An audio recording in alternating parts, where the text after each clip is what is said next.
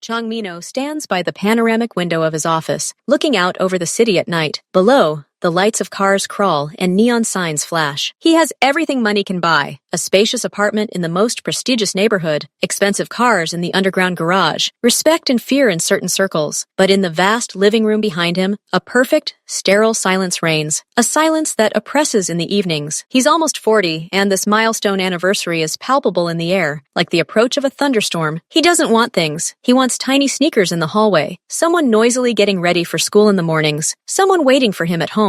But women flee. It's become a sad pattern. First, admiration, lavish courtship, expensive gifts. Then, cautious questions about his business. He never lies outright. He talks about logistics, about negotiations, about a family business with a complex structure. That usually suffices, for a while. But sooner or later, something happens. An overly wary look from his security guards, a phone conversation that's too loud in his presence, the overheard respectful boss from one of his subordinates. And then, first fear appears in the woman's eyes, then alienation, and finally, cold determination. They leave, quietly or scandalously, but they leave. He stopped being angry. He's simply tired. His business is a part of him, an extension of his will and character. To renounce it is to destroy oneself. A vicious circle. The door to the office opens without knocking. The only person who can afford it is Mr. Kim. He's 10 years older than Mino, with a face that rarely shows emotion, and an unfailingly impeccable politeness. He's been working for Mino for almost 15 years, ever since it was just a small office in a remote neighborhood. He's more than just an assistant. He's perhaps the only one who truly knows Mino. "Did you call me, boss?" "Just sit down, Kim-san." Mino moves away from the window and sinks into a leather chair. It's especially quiet today. Mr. Kim nods, taking his usual seat across from him. He waits. He knows how to wait better than anyone.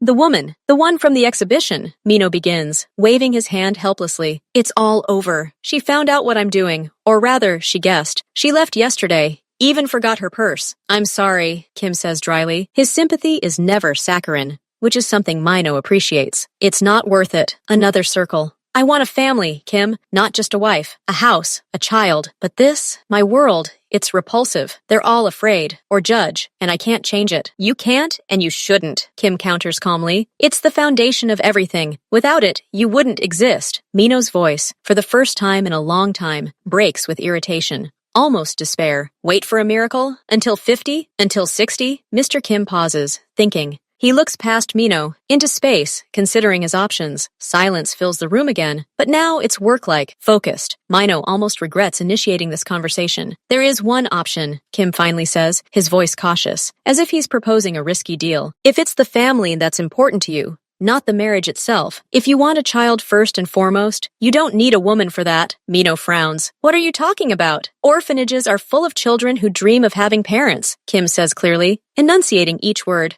"You could adopt a child, a boy, or a girl. You would give them everything, and you would have a family, without conditions, without fear, without a backstory." The idea hangs in the air. It's so simple, so obvious, and so alien to everything that surrounds Mino. His world is one of negotiations, power, control, complex schemes. But here there's a direct, almost childish simplicity. Want a child? Go and take the one who needs one most. Mino slowly leans back in his chair. His whole body seems to go numb. A thought, launched like a satellite, begins its quiet, inexorable work. A child, not hypothetical, not future, but real. Who is here right now? Who is waiting? His own son. Or a daughter. He had always, in his deepest dreams, imagined a daughter. A little girl with big eyes, to whom he could give dresses and protect from the whole world. The image he had hidden somewhere deep suddenly bursts forth, bright and vivid. The silence in the office changes. It's no longer oppressive. It rings like a taut string. Mino sees before him not the walls of the office, but a different picture, himself holding a little girl's hand, buying her ice cream, listening to her laughter. His heart beats unusually loudly. "A girl!" he suddenly says out loud, and his own voice sounds strange to him, full of a new confidence that even he himself doesn't understand. "I want to adopt a girl." He looks up at Kim, his entire being, a moment ago filled with tired apathy, now radiates an almost physical energy. "Right now, boss, maybe we should prepare the documents first. Learn the procedure," Kim begins, but Mino is already throwing his coat over his shoulders as he walks. "The paperwork will be done later." His voice brooks no argument. It carries that same tone that makes competitors tremble. But now there's no threat in it.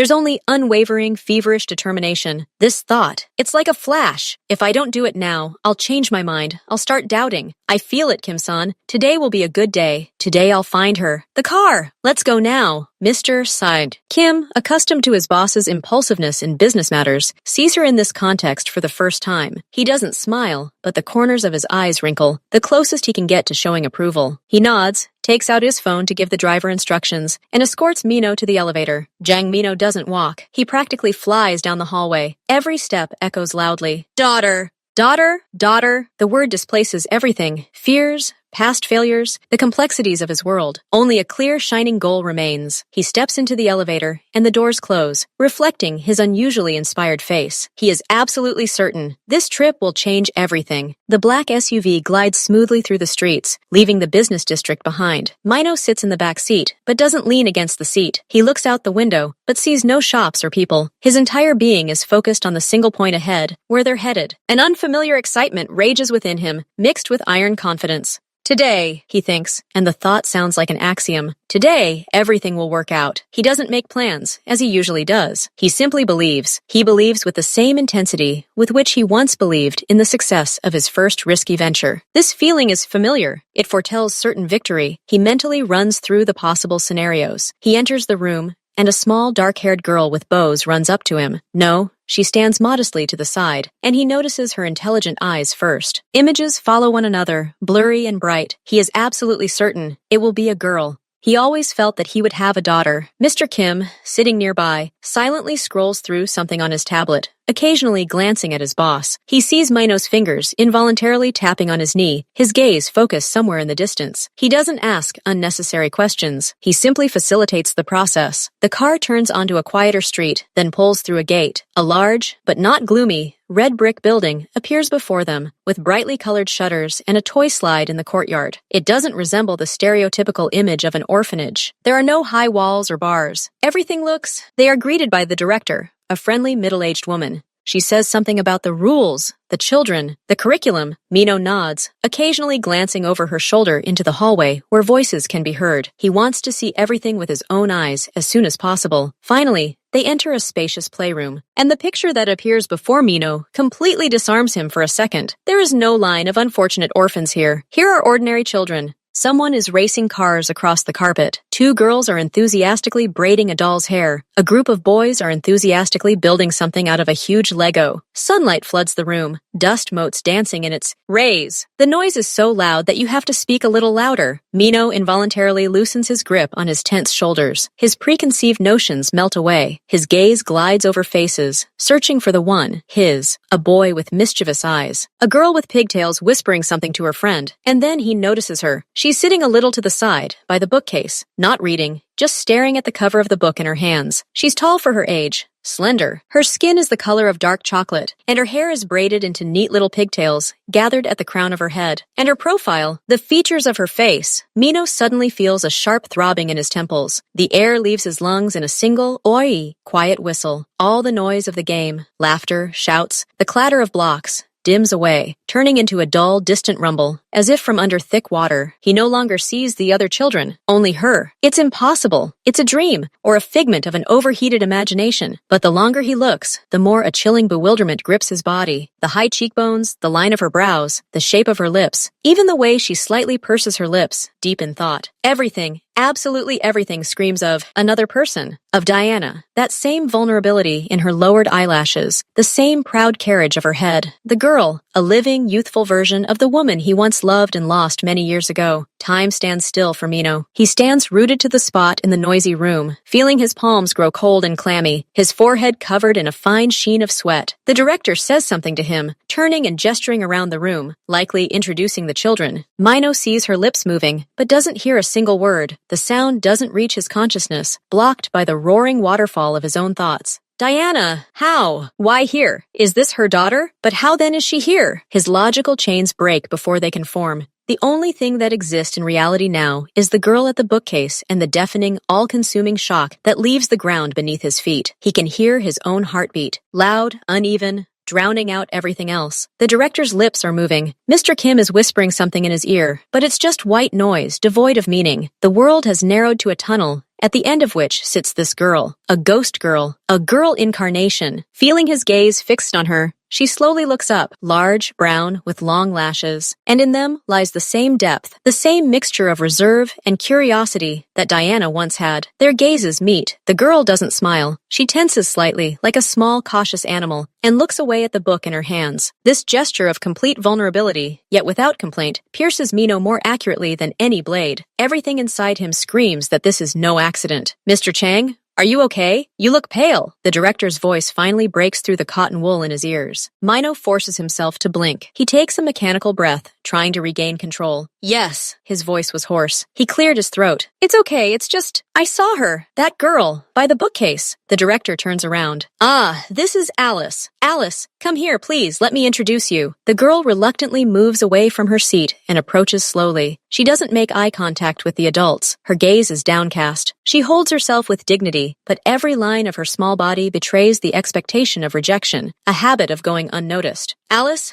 this is Mr. Chang. He's come to meet the kids. Mino doesn't know what to say. All his prepared lines, all his polite questions have vanished. He simply looks at her, his mind racing, comparing every feature to Kim, accustomed to everything, raises an eyebrow slightly. The director is speechless for a second. Mr. Chan, this is a very important step. You just arrived. Maybe you'll meet other children, talk to a psychologist, learn more about Alice. No. His voice is as hard as steel. There's no room for debate left in it. I'm sure. I want to give her a home. Today, all the necessary paperwork, checks, fees. My people will handle it immediately. Consider your institution's funding tripled from today. But I'm taking her now. He says this not as a request, but as a statement of fact. It's the tone of a man accustomed to having his conditions accepted. The director, confused, glances from him to the Soon. Silent Mr. Kim, who's already pulling out his phone to set the legal machinery in motion. She sees in Mino's eyes, not whim, but some incredible, fanatical conviction. Alice stands there, not fully understanding what's happening. She hears the words taking, home, and fear flickers in her eyes, then a faint, almost invisible spark of hope, which she immediately tries to extinguish, lest she get burned. 2 hours later, in the director's quiet office, Mino signed the preliminary documents. He didn't ask about Alice's character, her hobbies,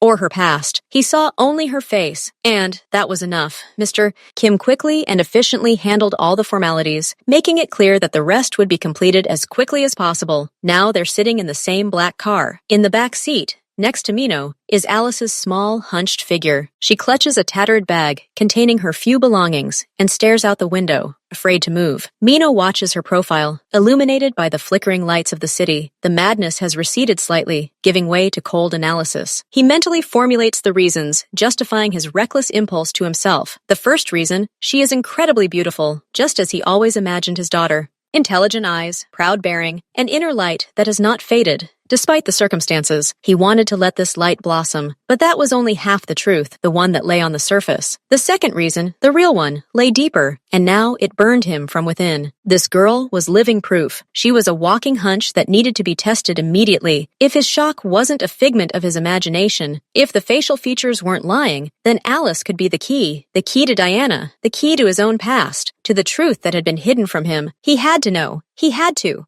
And the only way to do that was to keep this hunch close, very close. He looks at Alice, and his gaze mingles a sincere, almost painful desire to care for the fragile creature sitting next to him with a cold, calculating need for answers. He doesn't yet know which of these feelings will be stronger. The car floated quietly along the evening streets, leaving behind neighborhoods that were becoming increasingly respectable. The silence inside was thick, almost tangible. Mino felt like every word he said would be like a stone dropped into the smooth surface of the water. He looked at Alice. She stood frozen by her window, as if trying to take up as little space as possible to blend into the interior. His mind was split in two. One part, new and inexperienced, screamed for comfort, for conversation, for the dispelling of this numbing fear. The other, familiar and commanding, insisted on action. He needed facts, he needed certainty, and he had no intention of waiting. He cleared his throat, and the girl flinched without turning her head. Alice, he began, trying to keep his voice soft, but there was still the familiar steel in it. Before we go home, we need to stop somewhere, just for a little while. She slowly turned her face towards him.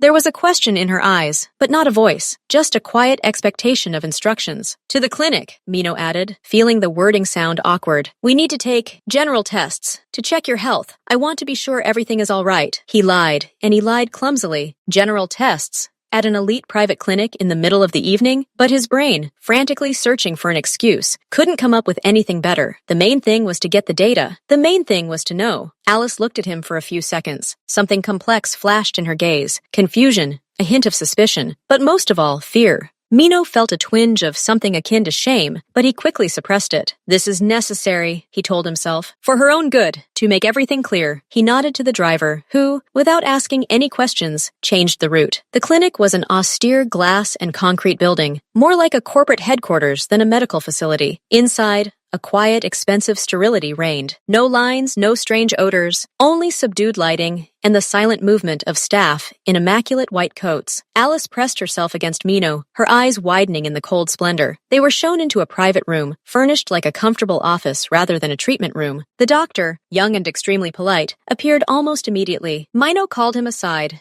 and, lowering his voice, gave a few clear instructions. The doctor merely nodded, without a hint of surprise. Apparently, they were accustomed to unusual requests from wealthy clients. "Alice, this is Dr. Khan. He'll take a small sample. Just a tiny bit," Mino said, returning to the girl. His voice was trying to be encouraging again, but it came out formal. The doctor gave her a silent, professional smile. "It'll be quick and almost painless," he said, taking out a sterile kit. "Just a small prick in your finger." Alice obediently extended her hand. She clenched the other into a fist, but made no sound. Her gaze was fixed on her knees, as if she were mentally trying to tune out what was happening. When the thin lancet touched her skin, she only flinched slightly, but did not cry. This stoic submission, this ability to endure, touched Mino more deeply than any tears. He watched as a crimson drop of blood fell into a small test tube, and his own heart sank with a strange pain. The procedure took less than a minute. They stuck a brightly colored bandage on my finger. It was all over. "So what now?" Alice asked quietly, finally looking up at him. "Now we'll wait a bit," Mino replied. "The results will be ready soon." He didn't specify what. Results, exactly. They were led into a small, cozy waiting room with sofas, magazines, and an aquarium. Mino sat down in a chair, surrendering to a tense inactivity. Alice carefully settled on the edge of the sofa opposite him, stroking the bandage on her finger. The minute hand on the wall moved with agonizing slowness. Each tick echoed in Mino's temples. He furtively studied the girl, every detail. The shape of her ear, the way she bit her lip when she was lost in thought, the way she watched the fish in the aquarium with curiosity, but not delight, not childish delight, but quiet, contemplative attention.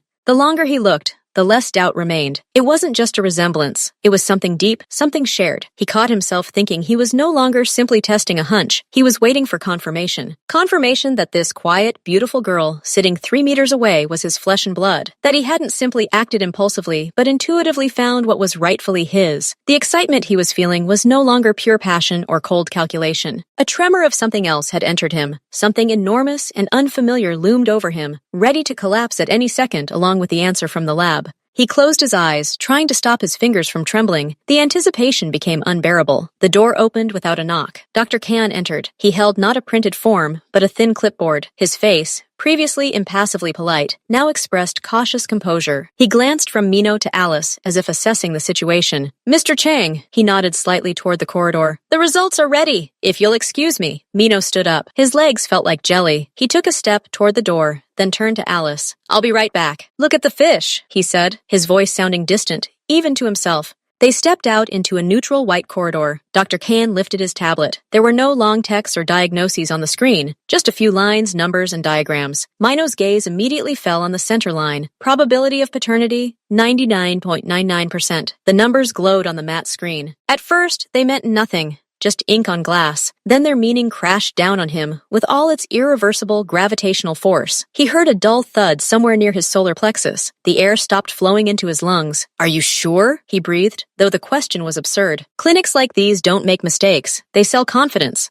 He peered at the numbers, trying to find a flaw, but found only confirmation of what his subconscious had known from the first second in the game room. 99.99%. This isn't similar. This is his daughter. Everything around him swam for a moment. Sounds became muffled. And then, like a flash, fragments of memory flared in his mind. Diana, their last weeks together. She became withdrawn, distant. She often cried for no reason and brushed off his questions, citing fatigue and stress at work. Then, her sudden, brutal breakup. "We come from different worlds, Mino. I have no future in your life." She said it with such icy determination that he, proud and hurt, didn't even try to hold back. He saw the pain in her eyes, but mistook it for the pain of separation. And this was pain on an entirely different scale. She knew even then. She carried his child in her womb and remained silent. Why? Pride? Fear? Was she afraid of his world? His affairs? Or did she not want to tie him down, seeing how immersed he was in his business? The puzzle fell into place with cruel, impeccable logic. She left, gave birth, and then the most incomprehensible thing happened. She left her. Alice, her daughter, theirs. The thought seared him with white-hot shame and rage. Rage not at Diana, that had dulled over the years, but at himself. How could he have failed to notice? Not sensed? He'd built empires, solved the most complex problems, and yet, most importantly, the simplest thing had passed him by, leaving a 10-year-old hole in his life, a hole that now sat in the next room, staring at the fish, unaware of anything. Do you need a minute? The doctor's voice brought him back to the sterile corridor. No! Mino almost automatically handed over the tablet. His face became a stony mask, beneath which a tsunami raged. Thank you. Is confidentiality absolute? Absolute, the doctor nodded. All data is encrypted. The original samples will be destroyed. Mino nodded to dismiss the doctor and was left alone for a few seconds in the white, brightly lit space. He breathed deeply and evenly, as if before an important fight, but there was no enemy. The enemy was the past, and he had just dealt it a crushing blow with the truth. He returned to the waiting room. Alice was sitting in the same position. She looked at him, and in her eyes, he read the silent question. Am I okay? Am I healthy?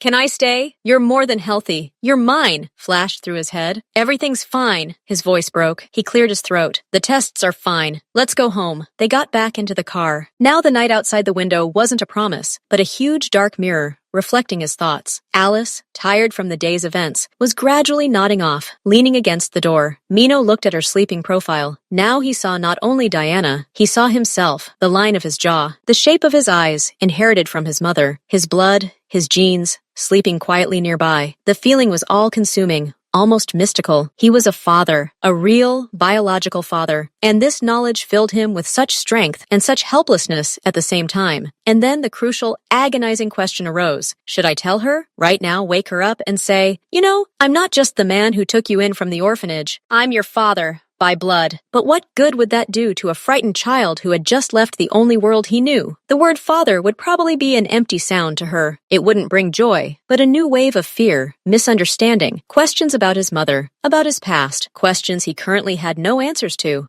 He imagined her reaction, rejection, distrust, tears. Her fragile trust, which had only just begun to form, could crumble to dust. But to remain silent, to hide the most fundamental truth, to build a relationship on a lie, however temporary, the car sped along the night highway. He was torn between the two abysses. To speak would be to risk everything. To remain silent would be to betray himself and her right to know. He felt the weight of this decision, greater than any bargain. It was the quiet, lonely agony of a new father who had everything he dreamed of, only to be faced with an impossible choice. He pinched the bridge of his nose with his fingers, trying to force some clarity out of himself. So far, there was none, only the roaring in his head and the quiet breathing of his daughter in the seat next to him. He decided to put it off, for a day, too, until she got used to it. Until he himself came to his senses, the truth would not go away. It would wait. The car stopped at the entrance to a tall, austere building. The silence of the night was different here, expensive and guarded. Alice woke when the engine died. She rubbed her eyes and looked at the huge glass doors, beyond which lay a marble lobby with a chandelier.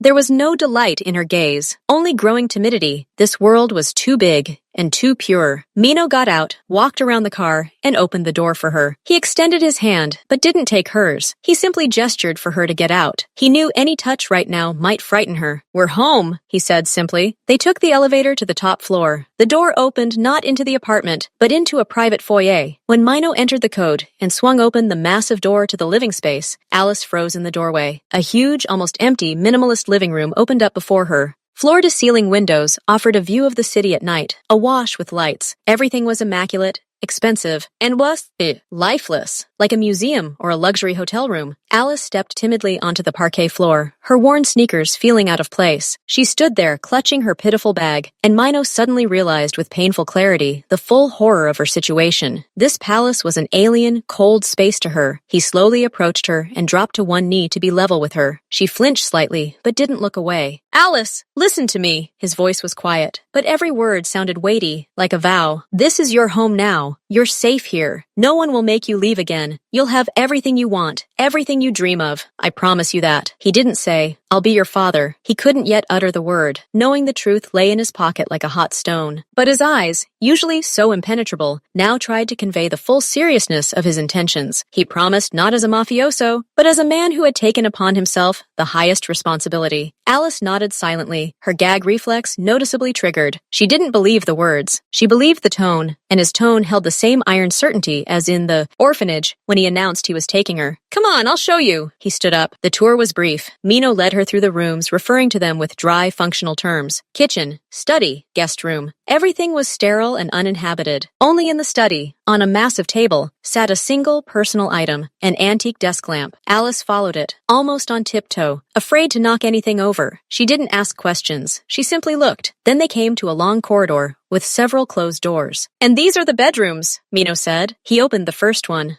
a large room with a huge bed and the same panoramic view. Empty. He opened the second one. Exactly the same. The third one. And then he stopped and looked at it. You can choose anyone. Absolutely anyone. And tomorrow, we'll start changing it. Alice looked at him, puzzled. Change it? Yes. So that it's yours. Unlike the others. We'll remove everything you don't like. We'll buy new furniture, wallpaper, a carpet, whatever you can think of. Do you want it pink or blue? Or with stars on the ceiling? He spoke, and for the first time in many years, he himself was imagining something concrete, not abstract, not interior, but a room for my daughter. For the first time, something other than fear flickered in Alice's eyes, a spark of lively curiosity, mixed with distrust. Any? She whispered. Any. And we'll turn it into a princess's bedroom, or a pianist's, or an artist's, whatever you want. He approached the last door at the end of the corridor. It faced east, and he knew that was where the sun would shine first in the morning. The room was slightly smaller than the others, but cozier, with a bay window like a small tower. This one, for example, he said, throwing the door open. The sun shines here in the morning. Alice stepped carefully over the threshold. She approached the bay window and pressed her forehead to the cool glass, looking out at the dark city below. Then she turned, examining the empty walls. Images of the possible miracle she had just been promised were already flashing through her mind. She nodded almost silently. This one. It was her first independent decision in the new house. Small, but her own. Mino felt a strange surge of warmth in his chest. Excellent. Then we'll start tomorrow. In the meantime, here's your room. The bathroom is over there. The towels are new. If you need anything, come out and call. I'll be in the office. He wanted to add, don't be afraid, but he didn't. He gave her space and a promise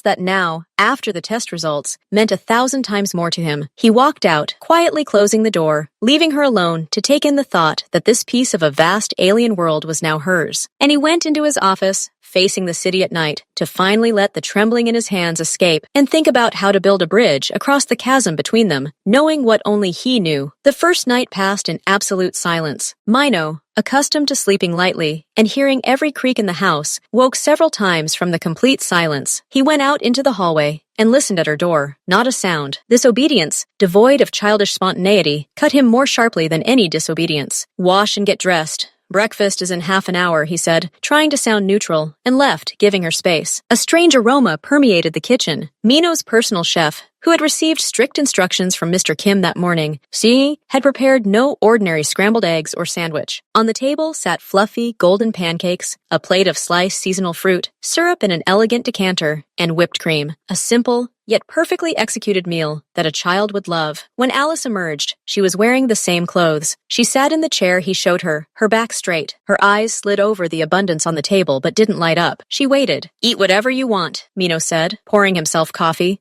She carefully placed one pancake on her plate, skipping the fruit and cream. She broke off a tiny piece with her fork and brought it to her mouth. And then it happened. Her eyes, always so reserved, suddenly widened unnaturally. She froze with the piece of food in her mouth, not chewing. Then her eyelids began to flutter, her lips pressed together, and large, heavy tears began to roll down her cheeks, one after another. They fell straight onto the plate, unaccompanied by sobs or sobs, just a silent, bitter flow. Mino was stunned. Panic, sharp and helpless, squeezed his throat. What is it? What's wrong? It's not tasty? He said quickly. Alice shook her head, unable to utter a word. She tried to swallow the lump in her throat, wiping away the tears with the back of her hand, but they kept flowing. Then what? His voice softened. He pushed his cup away. It's tasty, she finally managed, her voice full of shame for those tears. It's just really tasty. I don't remember. like this. She didn't finish, but he understood everything. It wasn't a whim. It was a reaction to kindness, embodied in taste, to simple, home-cooked food, prepared with care. For her, it wasn't breakfast, but proof of the reality of what was happening, and it was so vivid that it broke down all her defenses. Mino stood up, went to the sink, poured a glass of water, and placed it in front of her. Drink. It's okay to cry. He sat back down and began eating his pancake in silence, giving her time. He felt like a clumsy giant who had accidentally crushed something fragile. Gradually, the tears dried up. She cried to the end, drank the water, and even, under his calm, unobtrusive gaze, added a slice of watermelon and a drop of syrup to her plate. After breakfast, the tension eased a little. The sun was shining into the living room. Mino, who usually plunged straight into work, hesitated. Would you like some tea? He asked. Or cocoa? There are cookies. She nodded, choosing tea. 10 minutes later, they were sitting in the living room on the huge sofa, a whole distance between them, and on the low table stood a tea set and a plate with elegant cookies of various shapes. The first minutes passed in silence too. Then Mino, looking into his cup, asked, Did you like the room? Is it cold at night? Fine, Alice answered quietly. Do you read books? I saw you with a book yesterday. Sometimes. She took a crescent-shaped cookie. There was a small library at the orphanage. What kind do you like? He was surprised by his own question.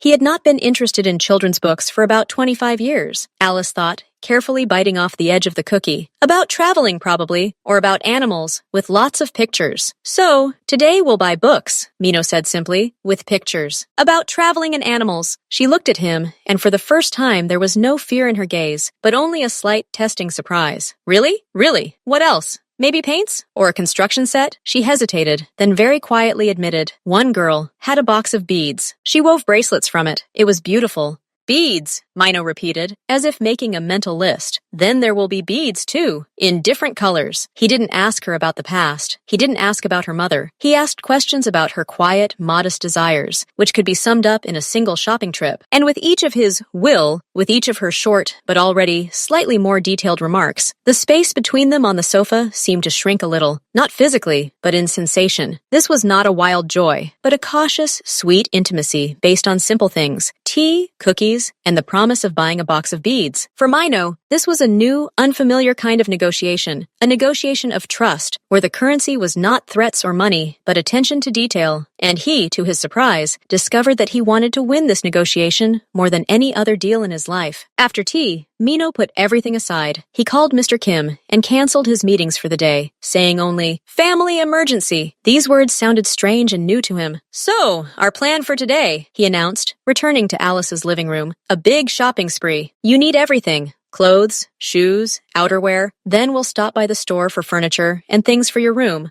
And as I prove it, books and beads." Alice listened, her eyes wide. The entire list seemed overwhelming. At the orphanage, new things were handed out as needed, usually simple and the same for everyone. The idea of choosing something herself, especially in such quantities, was overwhelming. The first stop was a children's boutique in the most expensive shopping center. The store was empty, except for the staff. Mino had taken care of privacy in advance. The shelves were overflowing with bright, beautiful clothes. A smiling saleswoman tried to approach Alice, but she shied away behind Mino. "Let's do it ourselves," Mino stopped him dryly. He went to the rack with dresses and took down one, a soft blue one with embroidery on the collar. "How do you like this?" Alice touched the fabric with her fingertips, as if checking if it was real. "It's beautiful," she whispered. "Try it on." He took her to the fitting room, leaving a whole stack of selected clothes by the door. Jeans, blouses, sweaters, skirts. After a while, the curtain opened slightly. Alice came out in a blue dress. It fit her perfectly, emphasizing her slenderness. She twirled uncertainly in front of the mirror, catching her reflection. And then it happened. The corners of her lips twitched and slowly crept upward. A small, shy, but completely sincere smile lit up her face. She saw in the mirror not just a girl in new clothes, but a beautiful girl, a princess, as Mino promised. He froze, watching this transformation. That smile was his first real victory. It was worth more than any successfully concluded deal. "We'll take it," he said, his voice slightly hoarse. And this yes." He pointed at the piles of clothes she hadn't even tried on yet. "Whatever you like." Over the next couple of hours, Alice gradually thawed. She began to cautiously offer opinions. "This red one is too bright. Can I have this sweater?" Mino merely nodded, and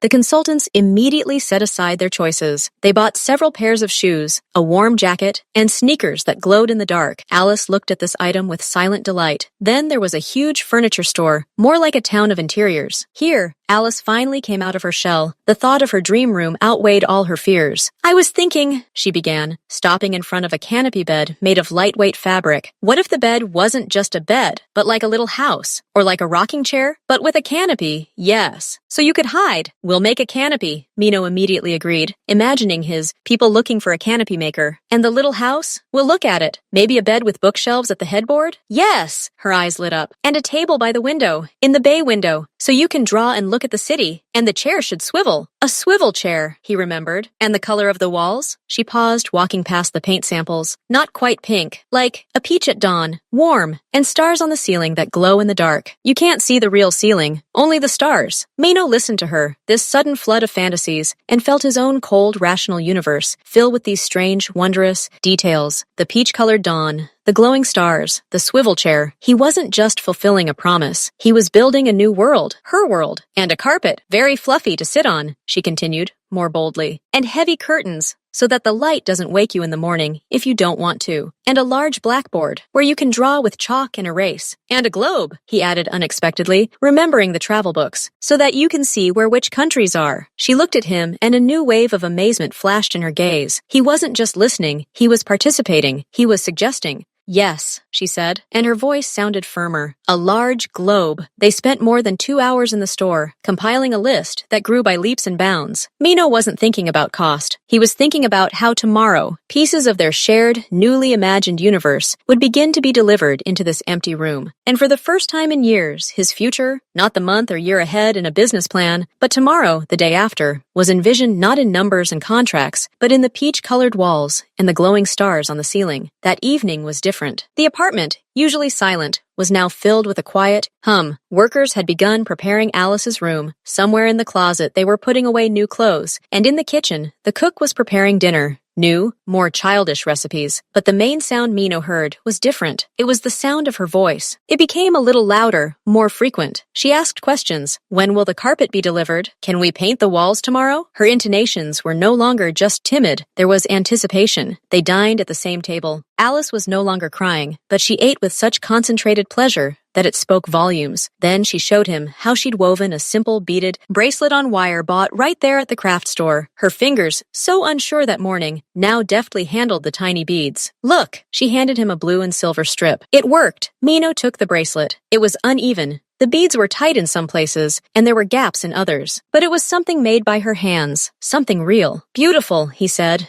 and it was true. He slipped it onto his wrist. It was too small even for his hand, and it almost broke, but Mino kept it. It was the first gift, even if it wasn't originally intended for him. He watched her carefully sort the beads by color into a new box, and felt a coil, spring unwind within him. It wasn't just the satisfaction of a duty accomplished. It was a deep, quiet happiness from simple presence, from knowing that his child was sleeping in the next room, his blood, his daughter. The word father finally ceased to be an abstract concept. It was filled with the scent of new fabric, the taste of sweet tea, the sight of a child's focused face. He was happy, truly, like he hadn't been for many, many years. When Alice, tired from a busy day, finally retired to her still empty but already promised room, Mino was left alone in the study. The happiness hadn't faded, but a new, sober thought began to shadow it. It came when he saw Alice trying to braid her thin hair for the night, and she was having a hard time doing it. When she hesitated between 2 sets of pajamas. When at dinner, a drop of sauce fell on her new dress, and panic flashed in her eyes, not because she'd stained it, but because she didn't know how to properly remove it and was afraid of ruining it. She needed her mother. Not some abstract woman in his life, but a mother. Someone who knew how to braid complex hair, how to explain menstruation. The thought made him uneasy. Someone he could talk to about his first crushes at school, his fears, the things that troubled a teenage girl, his love, his money, his desire to protect. None of that was enough. Her world needed feminine softness, understanding, experience. And he, Mino, with his world of negotiations and power, couldn't provide that. The next morning over coffee, he shared this thought with Mr. Kim. He listened, as usual, without interrupting. "You're right," Kim finally said. "A girl needs a stable female figure. But your situation, complicates the search. Regular dating, apps. The risk is too great that a woman will be interested not in you, but in your status, or, upon learning the truth, will be frightened. You need a way to weed out the unnecessary from the very beginning, Mino asked, sipping his coffee. Mr. Kim tilted his head slightly. There's this unusual place. It's called Silent Dialogue. It's a cafe where they literally hold blind dates. People communicate in complete darkness. No age, no appearance, no social status, just voice, intelligence, values. At the end of the meeting, they turn on the lights. That's how they see the person they've already spent an hour talking with. The idea struck Mino as strange, almost absurd. Sitting in the dark with a stranger? But the more he thought about it, the more sense it made. In the darkness, his usual commanding posture wouldn't give him away, nor would his money or reputation. There would be only him, and his story, and his desire to find Alice's mother. It was the perfect filter. Do they talk about important things? Mino clarified. According to reviews, yes. The organizers select people who are looking for serious relationships, not casual encounters. They talk about life, values, and family plans. Mino thought, looking at the door to the hallway, where Alice would soon wake up. He imagined her in a year, in 5 years. She would need support he couldn't provide alone. Sign me up, he said firmly, for the nearest possible time. The decision was made instantly, just like the one to go to the orphanage. But this time, it wasn't driven by impulsive hope, but by a cold, paternal calculation. The thought that Alice might grow up never knowing a mother's affection because he was putting it off for later terrified him more than any threat he'd made in the negotiations. He couldn't wait any longer. Quiet Dialogue turned out to be a discreet place with darkened windows. Inside, silence reigned, broken only by the manager's whisper. Mino filled out the form, stating with utmost honesty that he was seeking a serious, long-term relationship. There were no faces, no gestures, no appraising glances, only the scent of candles somewhere in the distance and his own breath. Mino, accustomed to controlling every detail of his surroundings, felt vulnerable and strangely exposed at first. Then this feeling gave way to unexpected relief. Here, he was simply a man, not a boss, not someone to be feared, just a voice in the darkness. He heard the soft rustle of clothing opposite him, the creak of a chair. A presence appeared. "Hello?" said a female voice. It was calm, low, without artificial sweetness or obsequiousness. "Hello?" Mino replied. His own voice sounded strange to him, without its usual armor. An awkward pause hung in the darkness, but it was different, not oppressive, but focused. Without visual contact, all my energy went into listening, intoning. "Unusual, isn't it?" Mino was the first to break the silence. "Yes." A slight, restrained smile could be heard in the stranger's voice. "At first it seems like it's a game. But then you realize it's more honest than usual. Why? Because you can't hide behind a smile or a pretty dress. All that remains is what's inside. Thoughts, words. It's frighteningly honest." Her words hit the mark. That's exactly what he wanted. Honesty. He took a deep breath. "Then let's start with the main thing. Why are you here?" he asked, using the direct approach he was accustomed to in business. The stranger didn't answer right away. He heard her sip from a glass of water. "I'm tired of superficiality," she said finally. Her voice acquired a light but firm tone. "From dates where everything is decided by a photo in an app or the make of a car, I want to find a person. Not a picture. A person with whom I can build something real. A family. I think at my age, there's no time for games anymore." "How old are you?" he asked, probably breaking the rules. But it was important to him. 36. "And you?" "I'll be 40 soon," Mino answered. And strangely, in the darkness, this number sounded not like a sentence, but simply like a fact. "And I agree. I'm not interested in games either. I have a family, or rather, its basis." He paused deliberately, testing her reaction. In the darkness, there was only silence. "Tell me," she said softly, without judgment, without greedy curiosity. "I have a daughter. She is 10 years old. I became her guardian recently." He did not say adopted, and certainly did not say, "I am her biological father." That was too much for now. "It is a great responsibility," the stranger said. There was not a drop of false affection in her voice. There was seriousness, even respect. "What made you take such a step?" "The desire to have a family," Mino answered honestly. "I realized that I can give a child a home, care, a future, and she gives me meaning, more than I could have imagined." "Is she happy with you?" The question caught him off guard, with its simplicity and insight. "I'm trying. At first I was afraid. Now, she's starting to smile. She's asking me to buy a globe and beads for weaving." He didn't notice how his own voice softened, became warmer. In the darkness, it was especially clear. "You're a good father," the stranger said quietly. "It's palpable. Many men can't find the words to express themselves even to their own children. And you? Do you want children?" He turned the conversation to her. "Very much." Her answer was immediate and firm. "But not just to have them. To raise them. To be a mother. To pass on something beyond just genes." things. To love, to support, to be strict sometimes, to create a home where it's warm and safe. That seems to me the most important thing in life. His heart sank. Her words sounded like an echo of his own thoughts, spoken in a different, softer voice. Their desires, their goals, were surprisingly aligned. They had both moved beyond the stage of seeking distractions. Both were looking at the same point on the horizon, a solid, real family hearth. "Aren't you afraid," he asked, "that the man you meet already has a child, like my daughter?" "No," she answered without hesitation. "If he's a good father to his child,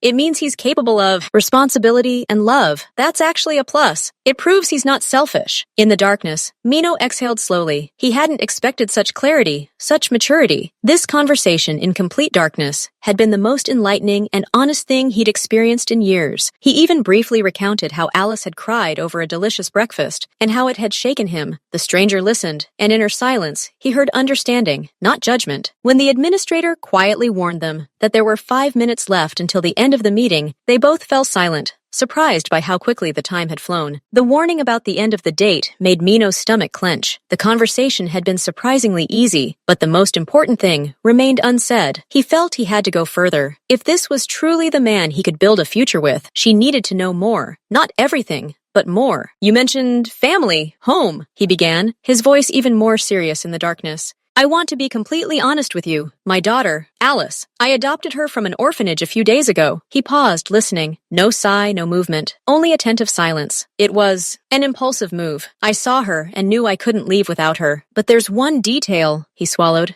choosing his words. "I didn't just choose a child. There's an old story connected to her, an old one, a personal one. I don't yet know all the circumstances, but I have a strong feeling that her appearance in my life is no accident. Perhaps fate is returning something very important to me, something I once lost without even knowing it." He said it, deliberately, vaguely, but enough to indicate the depth and complexity of the situation. He was testing. Would she be frightened by this mystery, this potential problem? "Do you love her?" the stranger asked after a short pause. Her question was again simple and precise. "Yes," Mino answered without the slightest hesitation, and it was the truth. Over these few days, something real had grown in his heart, something no longer dependent on the test results. "I love her, and I will do everything to make her life happy. But I understand that my love alone is not enough. She needs a complete family. You want to give her a mother," the stranger concluded softly. She wasn't asking, but stating, as if seeing right through him, even in the pitch darkness. "Yes," he admitted. This admission was his main goal on this date. "And I'm not just looking for a wife for myself. I'm looking for a mother for her, someone who can love her as their own." That's a huge ask of life, and of a stranger. Silence fell again on the other side of the table. But it wasn't empty. It was filled with thought. "It's very honest," she finally said. Her voice was thoughtful, but not frightened, and very noble. "Not every man is capable of such directness and such paternal feelings from the very first days. You give the impression of a man who doesn't throw words to the wind." "I don't," Mino confirmed. And in that moment, he almost imagined how their life could have turned out as a threesome. Almost. "It's time," the administrator's voice said quietly somewhere in the distance. "The lights will be turned on now. Please get ready." Mino tensed involuntarily. A moment of pure uncertainty. Now the last barrier would disappear. He would see the woman whose voice and thoughts had touched him so unexpectedly deeply. He mentally prepared himself for any scenario. A pleasant but unfamiliar woman. Someone who would either disappoint his expectations, or conversely, exceed them. There was a slight click. The light didn't flare suddenly, but gradually grew. But to eyes accustomed to absolute darkness, it was blinding. Mino closed his eyes, blinked several times, shielding them with his hand. Gradually, the spots before his eyes began to dissipate. He lowered his hand and shifted his gaze to the opposite side of the table. At first, he saw only a silhouette, feminine shoulders, dark hair pulled back into an elegant yet simple updo. Then details became clearer. The line of a cheek, the arch of an eyebrow, a mole at the corner of her mouth. His heart stopped. It literally froze in his chest, and then lurched forward with such force that his ears began ringing. The blood drained from his face, leaving a feeling of icy numbness. He didn't breathe. His brain refused to process the information, insisting on a mistake, a hallucination. Diana was sitting in front of him, not a ghost, not a dream, real, alive, a little older, with subtle rays of light around her eyes that weren't there before. But it was her, the same woman whose face he'd seen in Alice's features, the one whose passing he'd thought was final all those years ago. Their gazes met. Her eyes, as dark and deep as he remembered, reflected the same shock, the same chilling horror of an incredible coincidence. Her hand, resting on the table, jerked involuntarily, knocking over a glass of water. The sound of the glass hitting the soft carpet was dull, muffled, but in the absolute silence of the room, it sounded like a gunshot. They were silent. A minute, an eternity. The sounds from outside, the voices of other couples beginning to laugh or talk, seemed to come from another dimension. The whole world narrowed to this table, to two pairs of eyes that couldn't tear themselves away from each other, seeing in them a reflection. They hadn't simply found each other on a date. They were already forever connected by the 10-year-old girl who was now waiting for him at home. The glass rolled across the carpet, leaving a wet trail behind it. This insignificant, everyday sound finally broke the paralysis. Diana jumped up as if scalded, her chair falling backward with a crash. She recoiled, pressing her palms to her mouth, her eyes, full of horror and incomprehension, fixed on Mino, and suddenly those eyes filled with water. Not just tears, a flood that poured silently, crushingly, washing away all her adult restraint. Her whole body trembled, and her cry burst forth, quiet, guttural, filled with such pain and shame that Mino, still rooted to the spot, felt something clench inside him. "No," she breathed through her fingers. "No. This can't be Mino." His name, spoken by her after so many years, sounded like the flick of a switch. He rose slowly, his entire world now swinging on the axis of this table. "Diana," he said. His voice was dull, devoid of intonation. "You." That was all he could say. All the questions, all the years, all the pain and anger, it all tangled into one ball, now pressing against his throat. He saw her tears, saw the absolute despair on her face, and his first instinct was rage. Rage for the years stolen from him, for his daughter, raised in an orphanage. But his rage clashed with her sobs, with her obvious, unimaginable suffering. You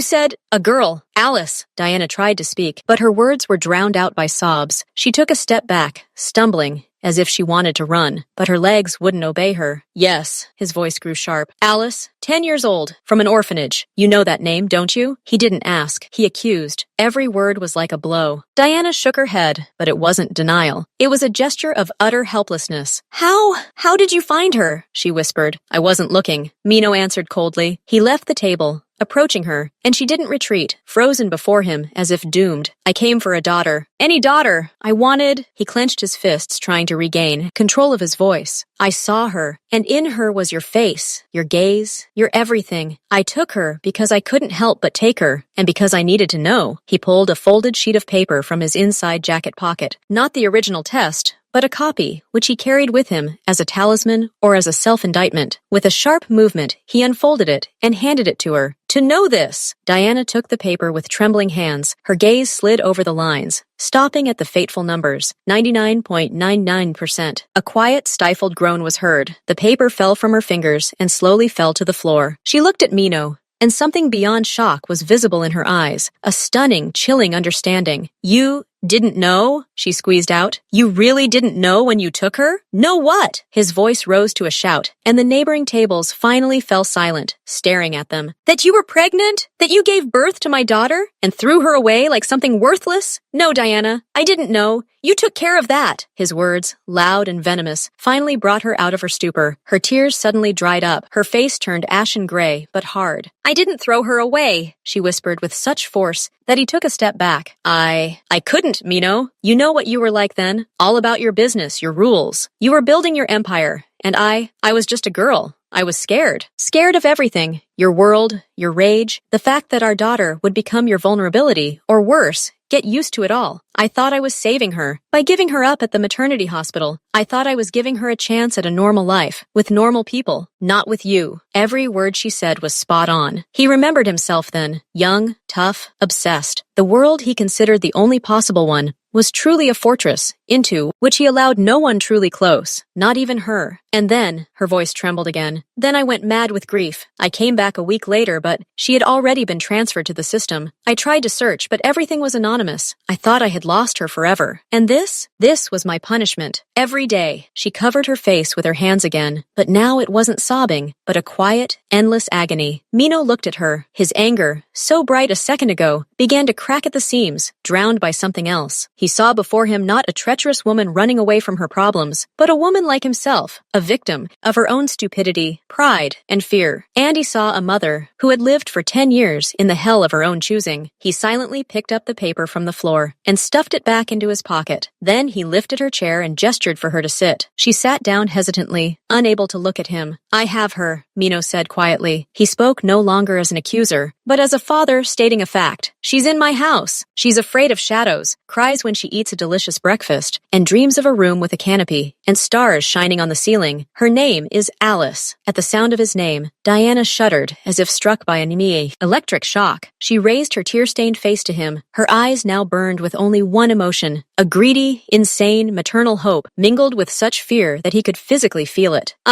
She tried to pull herself together, straightening her shoulders. Her voice was hoarse, but firm. I know I have no right to do this. I know this is impudence that goes beyond all bounds. But, Mino, please, let me see her. At least once. At least, just see her. I won't demand anything. I need to know that she's okay. That she's alive. That she's smiling, she begged. Not like the proud Diana of his past, but like a broken woman begging for alms. A glimpse of her own child. And there was no guile in this request. Only the naked, inverted truth. Mino considered this. His mind screamed of danger, of potential pain for Alice, of confusion. But his heart saw something else. It saw Alice secretly looking at photographs of other children with their mothers. It heard her timid question from yesterday, "And where is my mother?" And it saw the face of this woman before him, her mother's face, tormented by decades of remorse. He hadn't forgiven her. Not yet. Perhaps he never would completely, but he was thinking about Alice. She doesn't know who I am yet, he said quietly. I didn't tell her I was her father by blood. I was afraid to scare her. Now